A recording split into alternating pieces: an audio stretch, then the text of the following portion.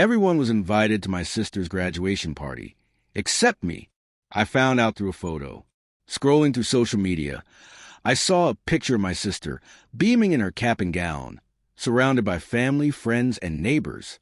Balloons, a huge congratulations Emily banner, and even a rented DJ. All of them celebrating in our backyard. Everyone, except me. I sat there for a long time, staring at that picture.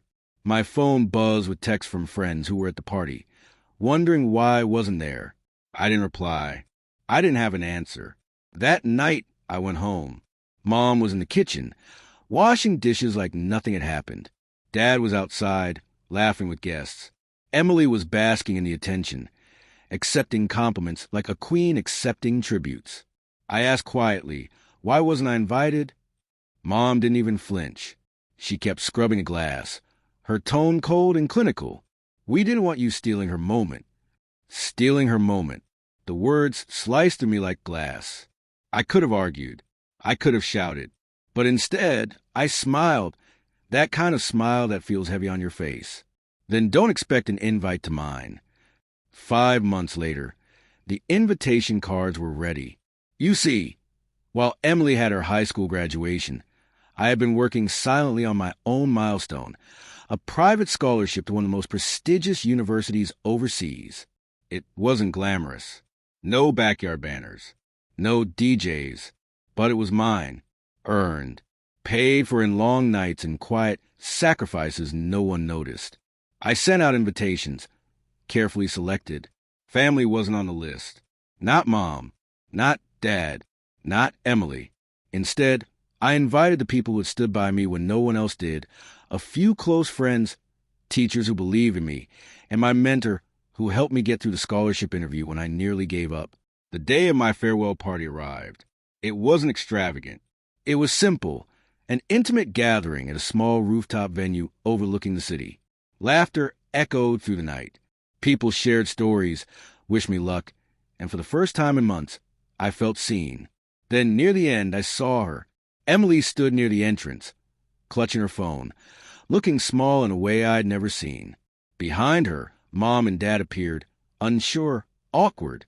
They hadn't been invited, but they came anyway. Can we talk? Mom asked, her voice softer than it had been that night in the kitchen. I led them outside, away from the crowd. You didn't invite us, Dad said, trying to keep his tone neutral, but his eyes betrayed a simmering frustration. We're your family. Were you thinking of that when you left me out of hers? I asked calmly. It was different, Mom said, as if rehearsing a script. Emily needed the attention. She's not as strong as you. We didn't want her to feel overshadowed. Overshadowed. It had always been that way. Every good thing I achieved was dim because it made Emily feel bad. Growing up, my report cards were hidden because Emily struggled with grades. My sports medals were tucked away because Emily never made the team. I learned early to shrink myself, to be the understanding sibling, the quiet achiever. But that night at her graduation party broke something in me. I spent years making myself small so she could feel big, I said. But no one ever made space for me. Emily stepped forward, her voice cracking. I didn't want you to be left out. Yet you let it happen. Her silence was answer enough. Mom sighed, the way she always did when she was about to shift the blame. You're being dramatic. That was it. I'm being honest, I said. And if that's too much for you, then maybe you never really knew me at all. There was no screaming, no accusations, just a quiet acknowledgement that some wounds don't heal because they're never treated. They're ignored, bandaged with excuses until they bleed through. Mom looked like she wanted to say more, but Dad tugged her arm, signaling it was time to go. Emily hesitated, but eventually followed. They left, and I didn't stop them. As the elevator doors closed, I felt something unexpected. Peace. Not triumph. Not revenge. Just peace. I went back to my party, surrounded by people who chose to be there not out of obligation, but out of respect. People who saw me, not as a backdrop to someone else's story, but as someone worth celebrating in my own right. That night, as the city lights flickered below, I realized something simple yet profound. Family isn't just blood.